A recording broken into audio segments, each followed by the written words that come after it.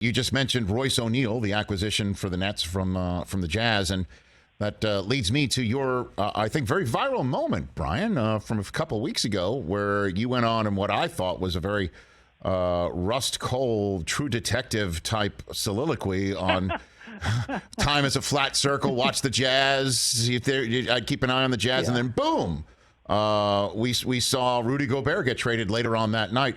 Your phone must have blown up on that. You see all the memes, too, with the pointing and the fingers and all that business? Brian, you see that stuff? Yeah, I mean, the situation was this, Rich. I knew that Rudy Gobert was very close to getting traded. But, I wasn't 100% sure he was going to get traded. Because obviously that was a pretty complicated, wild deal.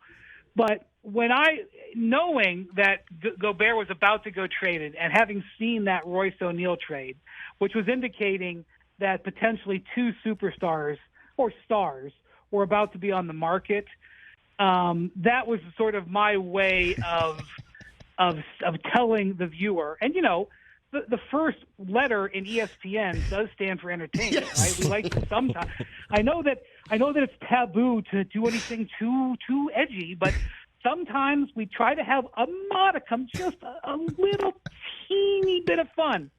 We're allowed to have, where we're not descended on like locusts by aggregators.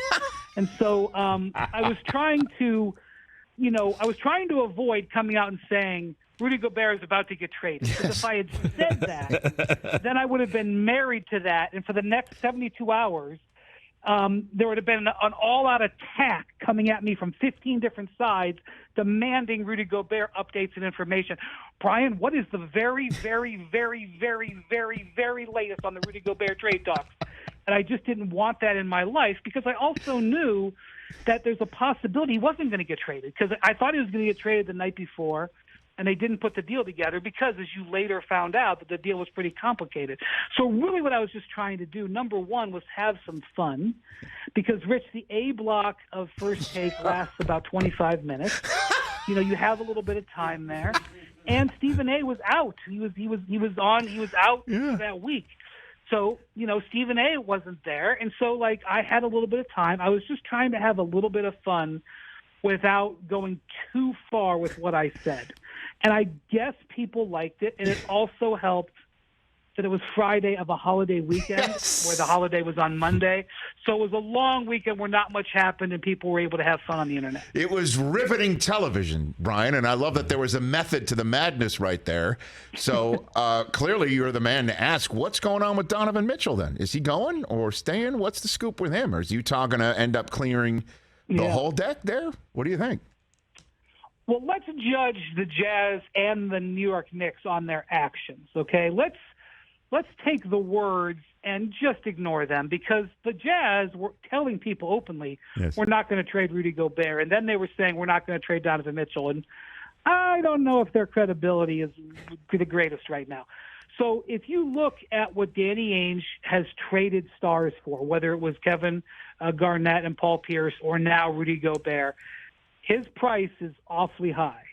And you saw what he just got for Gobert. It was a haul, one of the highest price trades in NBA history, right up there with Paul George. But, of course, the Paul George one has a bit of an asterisk on it because the Clippers were kind of trading for Paul George and Kawhi Leonard.